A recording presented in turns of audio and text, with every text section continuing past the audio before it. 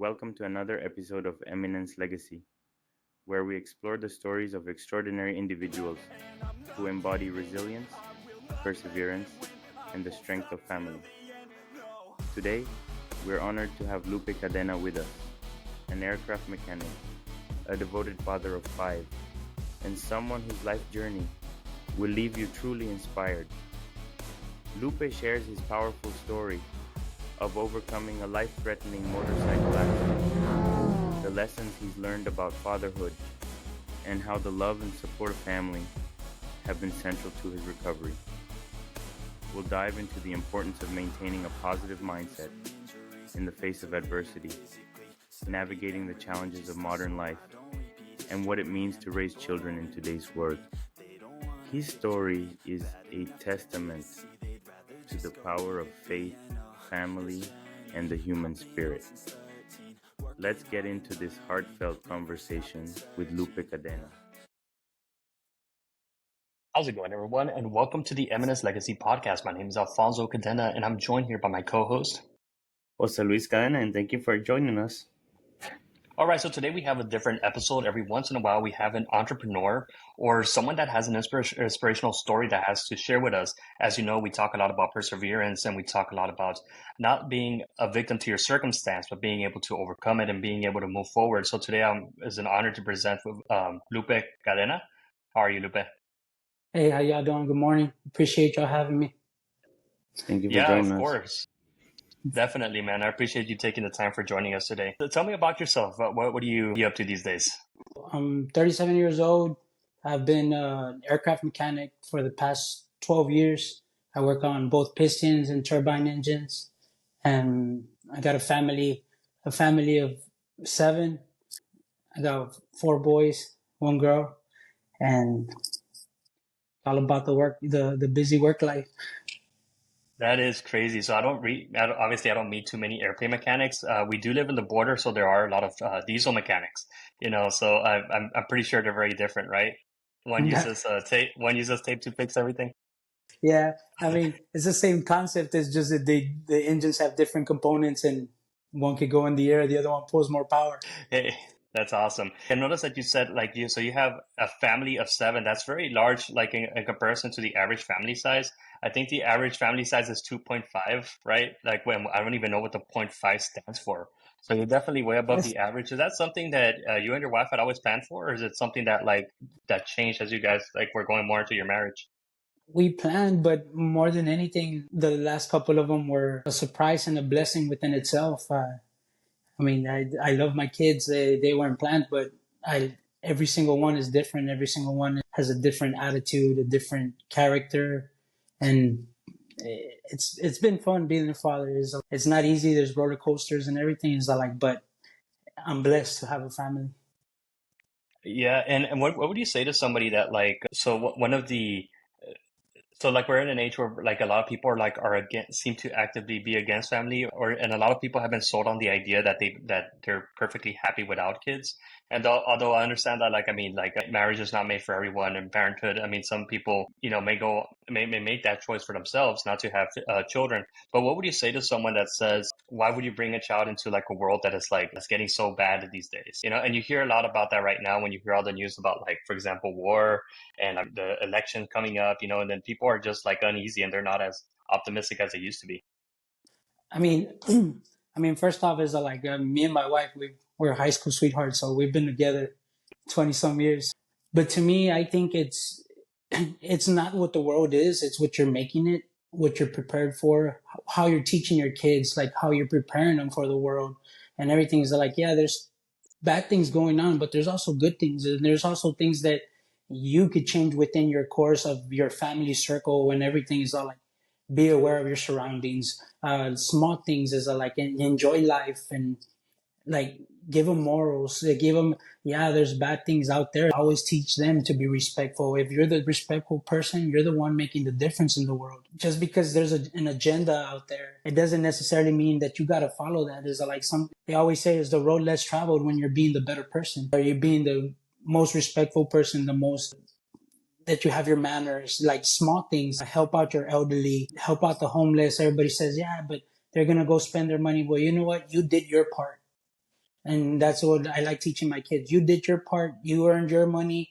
You decide how you spend your money, not anybody else, not what the world's telling you. It's like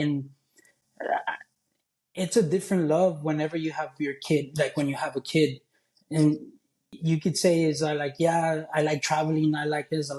I love traveling too. I love traveling with my kids. I love seeing them enjoy life. I love seeing them enjoy new experiences. Like, I, wife's love is a good love, is like, but then adding children to the life, like it's a whole circle that makes it a more incredible circle. That's awesome. Yeah, because one of the things we talk about here a lot is about like shaping your environment, but we've always applied it to like ourselves. But what you're describing a lot is about like, well, when you get to the stage of parenting, from what I'm understanding, is that you have to reach a point where you expand that influence. It's no longer just you creating like a healthy environment for yourself, but also one for your children. And ultimately, as you mentioned, like I mean, it's like you're ultimately going to be the main influence before social media, before their circle of friends in school, like so absolutely, man. I really appreciate you sharing that. There's a lot of wisdom in everything that you said. It's more like duplication, that you duplicate and better. Even with your experience, I guess they're gonna get more experience that you have. So what I like to think about is that your floor is their ceiling, meaning that you're up here and this is where they start, and that's your ceiling, but that's their floor, meaning that they're gonna be a little bit more above you than when you started. That's So a a good lot way of to put times it. that you don't think about it, but your ceiling is their floor, and they're not starting from zeros. They're starting from a higher place in which we a lot of us didn't have the privilege of starting.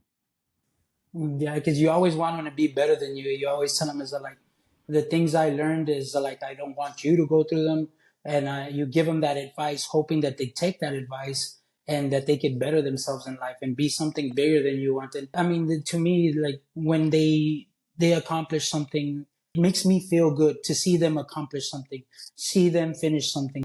It's hey, you start something, you're not gonna quit in between. You're gonna finish it to the end, and at the end, we'll go over it again, over everything, and we'll decide is like, hey, if it's not for you, but you can't say you quit. You could say, I finished it.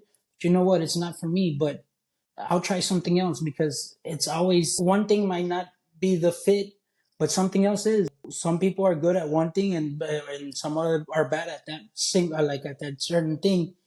But then here comes another person with the different thing to do, and that one person that's good at being a mechanic or whatever is not good at being an artist or something.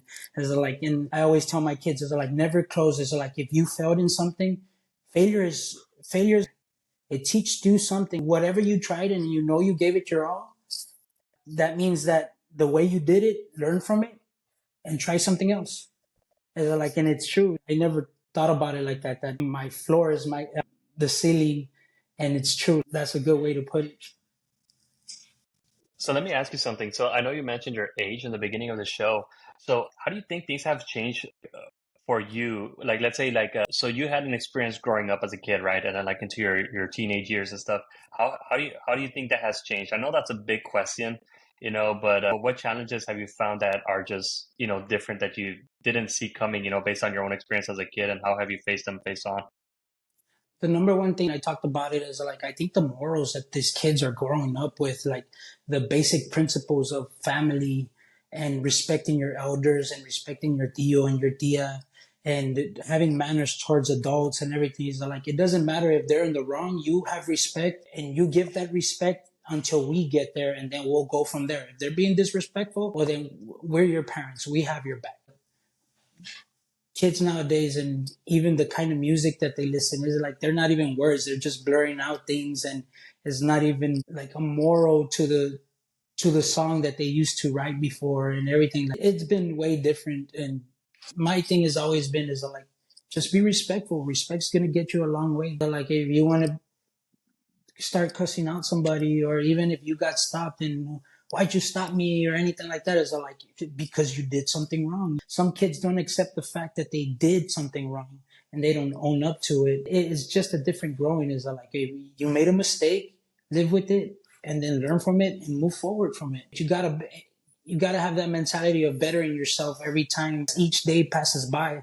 Is that like if you always want to find an excuse of, oh, I'm misbehaving because my parents are mad at me, or I'm misbehaving because I don't feel loved and stuff like that. Sometimes it has a factor, but in the end, it's someone's choice of how they want to make their day. Like if you want to make it a happy day, you have two choices: make it happy or make it a sad day. It's how you control the day, what you choose to do, and how you choose to be with people. You smile at somebody, they smile at you back, and you're happy. Like it makes you feel good within yourself. And all you did was smile to a person. And it's like, but you go around and you're mad and grunting at everybody. Well, you're going to get the same thing back. I think that's one of the main things is like how kids are brought up nowadays. Say hi to your tío and your tía. Be respectful. Is like say go say hi to your grandma, visit your grandma. Nowadays it's like family is not even anything that they talk about. Yeah, if you look at like, for example, your average movie, you always have the buffoon father, who or like acting silly or acting dumb, and like mom is always right kind of thing, or sometimes he's not even in the picture. So it's like, I mean, we're definitely in a culture that like particularly like doesn't put enough emphasis on fatherhood. But if you look at the statistics overall, it's like, I mean, they're more likely to, do well in their education. They're more likely to also have successful marriages, more likely to have a happier home, and just have a better well-being all around when there's two parents in the picture, but that's not something that's promoted. And especially like you said, it's like, so you have everybody telling you like that through culture. But as a parent, like a lot of times it's like we don't teach or give them a reason to respect. Because I mean, it's like a lot of times it's like I know Jose Luis was saying earlier that that basically you're duplicating. I mean, if you're a person that like never knows, like can never own up to, your mistakes, then how do you expect your kids to be able to do the same? Yeah, most definitely. And Yeah, I think everybody says it's like, oh, that kid's bad or that kid's this. Or like everything's been taught. There was something that was taught to them, whether it was from a dad, a mom, or that they ended up with living with a tío and all this stuff. It's like everything's taught to these kids nowadays. Like, and if nobody's teaching them, it's like you said, everything that's on social media, everything that's on videos, that's all they get to learn. Oh, if they're doing it, they're making good money. Well, then I should do that. absolutely. So let's go ahead and take a quick turn here. Like I know like a few years ago, like, because obviously we've known each other for a long time, right? But I know for a few years ago you had like a very crazy experience, that like I mean just you had us all worried, and it's been inspiring like seeing the follow up to that, to see where you are today. Obviously, I talked to you, and it's like I mean you've taken lessons in life, and it's something that you pass on to your kids and now graciously share with the rest of us. So do you mind sharing with us about that? Yeah, back in 2018, I had a motorcycle accident in the neighborhood. I met this guy in his driveway, and he says that he didn't see me, and he took me through. I got up. Thankfully, I got up, but when I got up, my left leg just freaked. My bones just came out, like they popped out of my skin. Blood just started gashing everywhere, and it was just like all over the place. I think at that time, like certain people go into shock. But me personally, I think in bad situations, you need to keep your mind. My thing's always been is like always have a mindset. Everything's a battle. Everything's physical and everything's mental. You got to keep your mindset to where you can help yourself out. You start panicking and everything, you don't give yourself a chance. So my thing when that happened, first thing is I was thinking of a tourniquet, like get something to tie my leg up to try to slow down the blood. Instead of staying in the shock, I called my boss's wife that she was there at the shop, and she's a retired nurse. My first thing was call her and ask her for help. And then I called my boss, and then I called my wife, and everybody was at the end. Within 5 minutes, everybody was there. If I would have gone in a state of mind, like in a shock mode, nobody would have known where I was at. Everybody was expecting me to go play basketball. And nobody knew what was going on after that or anything. So paramedics came and they said that they were expecting me under the vehicle. I was being watched. God was with me that day because how things ended, And even when I got to the hospital, they were like, I can't explain this. I can't, like, this normally doesn't happen. I flew off the truck, the hood, all the radiator busted. Everything was all over the place. My motorcycle was all over the place. And all I had was a broken leg. And it was unbelievable. The doctor couldn't explain it. They were saying, don't expect this to be the normal motorcycle accident when they come in like this or whatever. It's like, this is not normal. It's like, I can't explain it, but all I can say is that I was being watched. I had guardian angels with me, so like, because that could have been my day. Things came and choices had to be made. They started, if I wanted them to cut off my leg, or that they had a procedure that had never been done before. I was going to be the first guinea pig to get it done. And I was like, okay, well, what are the end results? What is it? We don't know. It's just a matter of waiting because we've never done this before. You will be the first person that we do it. So what they did is they drilled a hole down my femur because my leg broke in half, and it's butterfly spliced in 2.5 inches. So 2.5 inches of bone were completely gone. And they told me, is that like, what's going to hold your leg is going to be the rod, a titanium rod. I got a titanium rod in my leg going all the way down to my ankle, 3 bolts in my knee and 3 bolts in my ankle.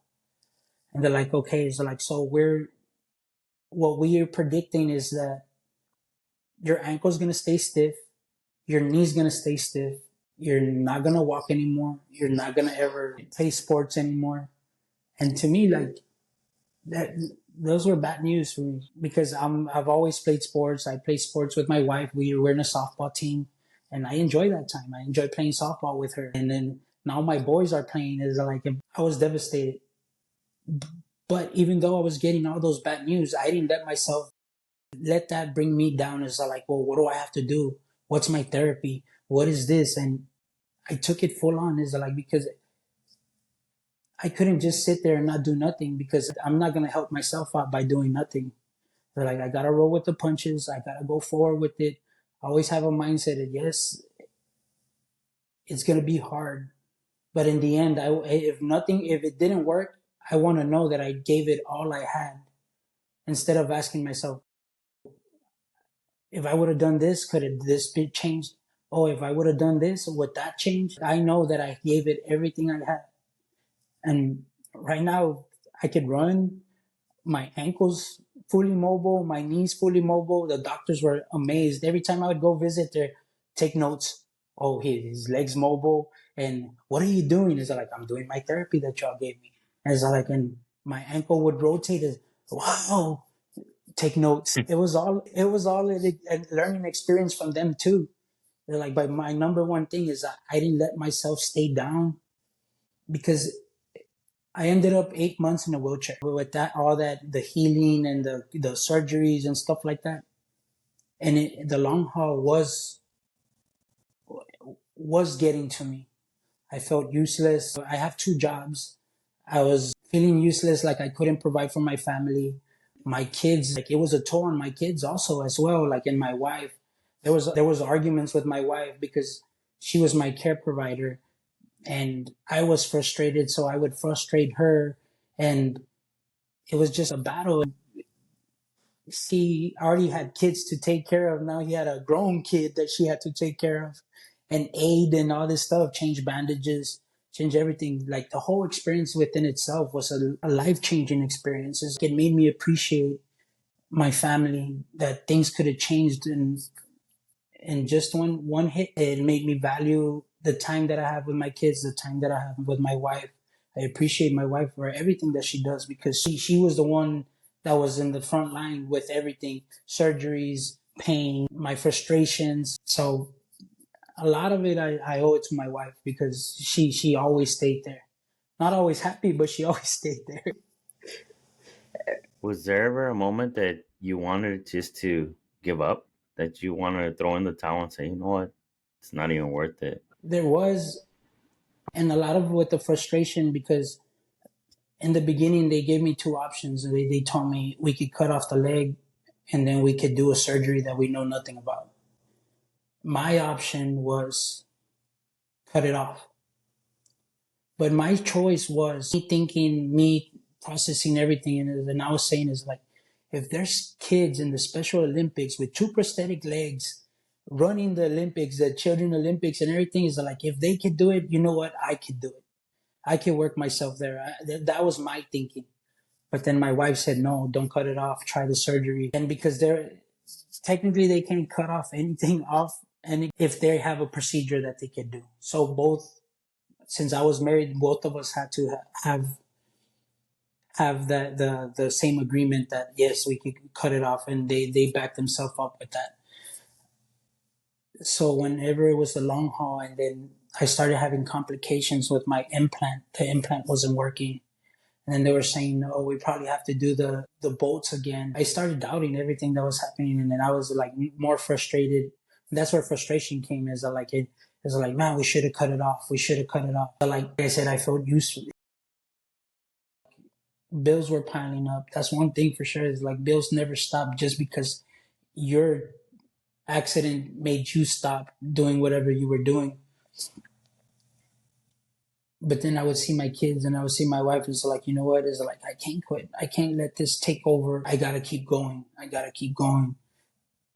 And we always have to, I guess you could say that my thing is, you always have to have your mind prepared to make decisions. But at the same time, you got to process what you're doing, back up what you're doing, because we're the only ones that could do the change. We're the only ones that could make it work. Nobody else could do the therapy. Nobody else could do the therapy for me. I had to do the therapy. Nobody understood the pain because I was going through the pain. But I couldn't use it as an excuse. Oh, nobody understands me. Nobody this. Nobody that. That's just something to put your mind down. Your will to go forward. Let's keep going. And like I said, is like, in the end, I chose, is like, I got to give it all I have, because I don't want to be having questions or questioning myself. What if I should have done this? And then my kids were always happy, and they started seeing me walking, and they started seeing me with the walker, and they're like, Dad, you're doing it, Dad. Is like, and it's totally what you had said, is like, it changed my kid. It showed my kids, is like, we can't give up in life, even when bad circumstances are in our hands. And we got to show them that we never quit. We always went forward. And thankfully, it worked out for the good.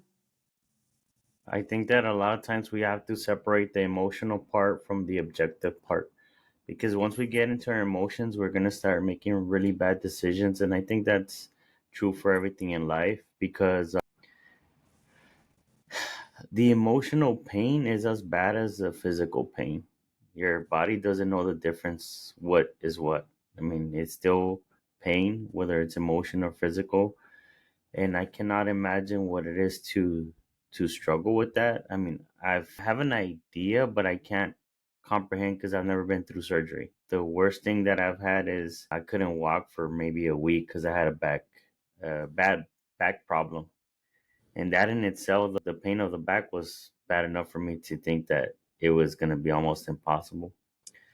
But I think that it's a valuable lesson for everybody, for us to understand that we need to stay strong, headstrong, when the challenge is always gonna arise eventually in life. Yeah, and I noticed that a big part of the story, is your wife. And I heard somebody once say, that like, finding a good spouse is like getting the lottery. Once you have that, it plays a big role. It also reminds me of a book in scripture where it says, a person standing alone can be attacked and defeated, but two can stand back to back and conquer. And it reminds me a lot of what you're saying, because it's like we hear so much about like the bad parts of marriage, and mostly because we hear about these terrible divorce cases and stuff like that. But it's like, but guess what? It's like the happy marriages, they're not out there, you know, like complaining to the world, because I mean they're generally happy and they know how to resolve things amongst themselves. And a lot of times the people that we hear marriage from is the people that have been divorced 3-4 times. And if you're trying to improve yourself and try to build a successful marriage, then more power to you.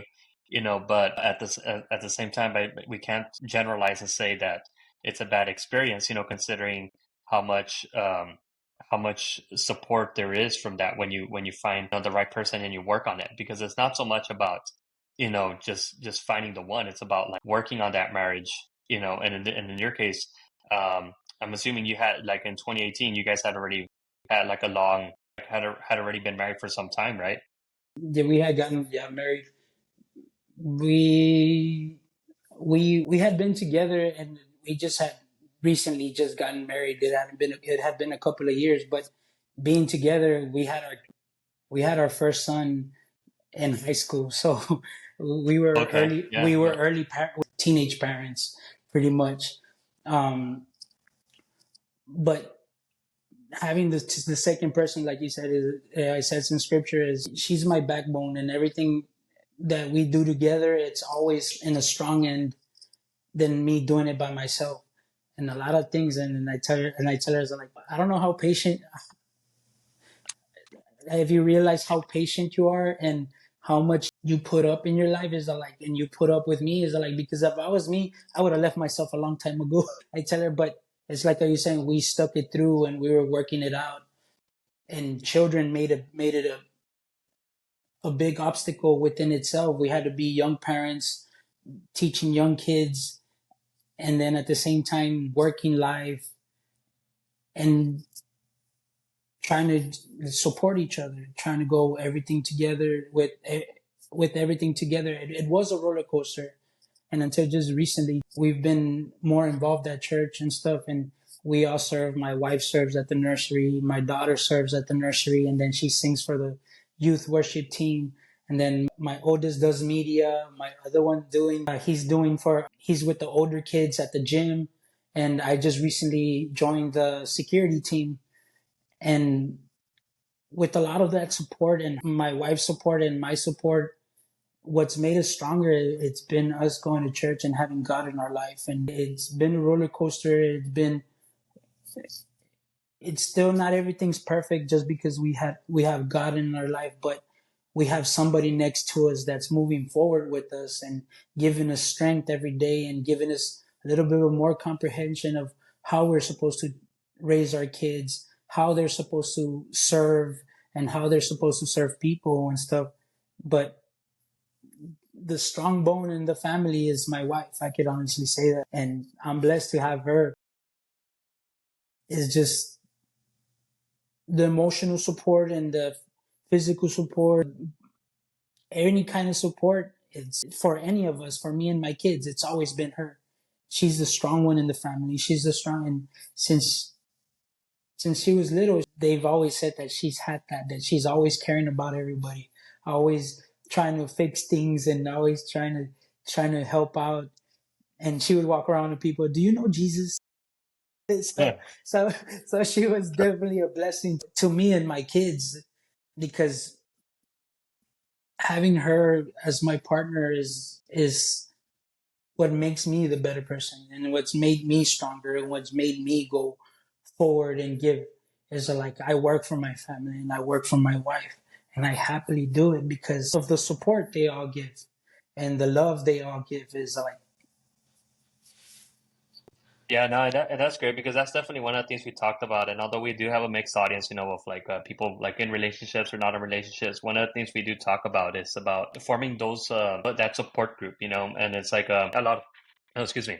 A lot of us, are blessed, to have somebody like that by our side, who, we know we can rely on, and it's like, I mean, well, a lot of people see, oh, well, it's just a sheet of paper. It's like, well, not necessarily. Like, it's a, it's a promise that they're going to be there, in both the good times and the bad times, for both, for like on both ends, so so yeah, so like what advice would you give to somebody that's that is perhaps trying to, because there's been growth in your relationship from what I'm seeing, from your story. So what is some advice you would give to like a newly married couple that is just getting started? they normally call it the honeymoon in the beginning. It's always going to be perfect because it's something new. You're with her all the time and everything. Like, but you got to understand that it's not going to be all flowers and honey, like everything all great. So like, there's going to be battles, but the thing that you need to know is that if that person stays in battles with you, she's the right one. She's the one that's going to be to you. And you say it, we say it in the beginning, through rich and poor, and through hard times and good times. And if somebody really supports you and somebody really has that for you, you could go places a lot more further when it's both of y'all in agreement and both of y'all working hard at something. And then one day family comes, and my children and I am blessed that she's the mother of my children, because I got lucky and I found the right one. But we all got to know that it's not always going to be good. There's going to be arguments. There's going to be battles. There's going to be financial problems, like financial struggles and everything. But if y'all could stick together, that's the best way to go and keep each other going forward. Yeah, I agree with that. I mean, there has to be, growth, and I think that's what, one of the biggest things to marriage is that, like, I mean, you don't stay the same. Would you say that, had this happened prior to 2018, do you think you would have, you would have responded any differently, like in the accident? Or was it just that moment that you feel that, like, God just had you ready for something like that? All my life, I've always had a mentality, I need to keep going, and I make what I want to make of the day. Do I want to be mad? Do I want to go forward? But that accident gave me more appreciation of my family, my wife, and it changed a big course in family-wise and family time and family orientation. Like together we got, and it's still been battles and stuff, but it just made my wife stuck with me through everything, all the bad times that I have. I can't ask for more than that. Awesome. And what also, so as we go ahead and come into the close, what would be some advice that you would give to, that someone that just that is going through something similar? I know, like, I mean, you've been you've been saying about like having like a mentality for it, but how could we prepare for something like that, like in the meantime? Because I mean, sooner or later, it's like some of us are in a phase where, perhaps everything is calm, right? They always say it's always calmer before the storm, so like sooner or later, like that storm is going to come, and and this is coming through, especially like in light of, like, we were talking about in the pre-show about the hurricane Helene, right? That it's, like, I mean, destroyed, so much in its path, and there's a lot of people that are going through difficulties right now. Some of them might be disabilities, some of them might be loss of home, some of them might be, separation of family because they can't find them, and our prayers go out to those families, but Yes. like let's be honest, you just can't be ready for things like that, right? Like, in regards to, like, the anticipation, you just don't know when it's going to hit. So how can we prepare for when the hits come, like the boxer, that trains for the fight day? What would you say that we can prepare for that? We won't know exactly what's going to happen to us, but always have a mindset, not be prepared for the things that are surrounding. If you know something, the houses are getting robbed. Put your mentality already is like, not if it happens, when it happens. Like, hey, have that mentality. Is like, what if it, like, oh, that won't happen to me? Or if it happens, it's like, no, just have a mindset of, say, when it happens, I'm gonna be ready for this. If I'm in a car accident, and not is like, you don't want to be in a car accident, but you want to be in your state of mind of where you can help out whoever's with you, or you can help out yourself. Now we have an OnStar and all that stuff, is like, but keep your mind prepared to do shifts within bad situations. Like, having your mind calm, I could say that would be the main thing, is trying to calm it down.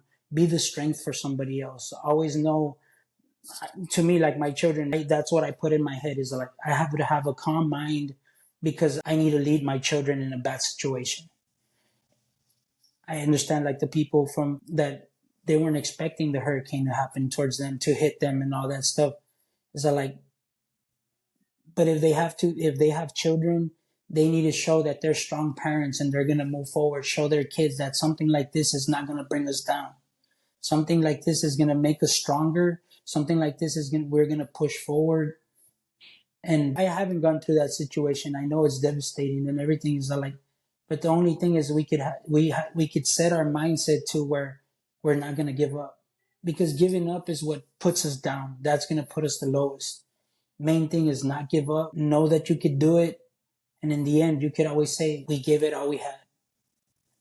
And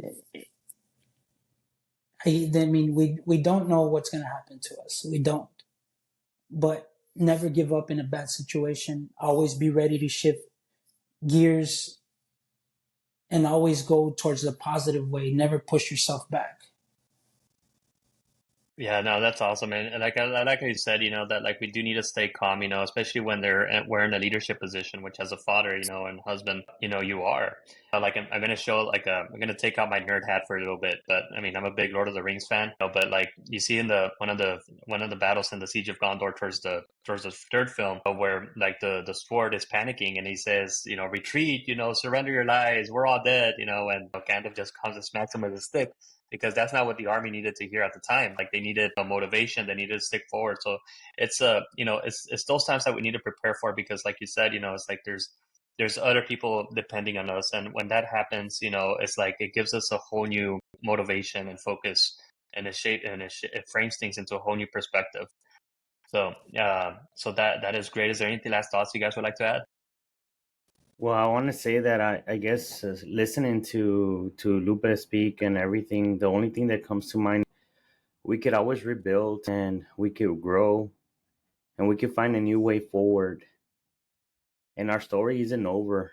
We need to keep pressing on, and we need to keep that hope and that faith that eventually it's gonna work itself out.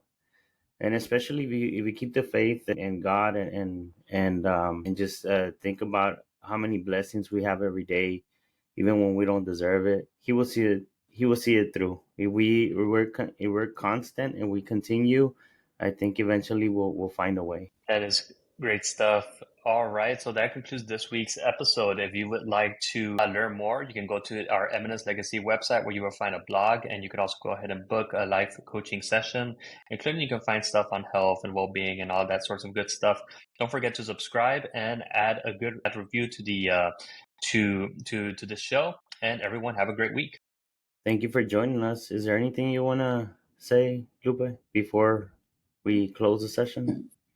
I appreciate y'all, and thank you for the talk, and thank you for everything y'all do. And I appreciate y'all's podcasts. And thank you for joining us. See you soon, guys. Bye. See you.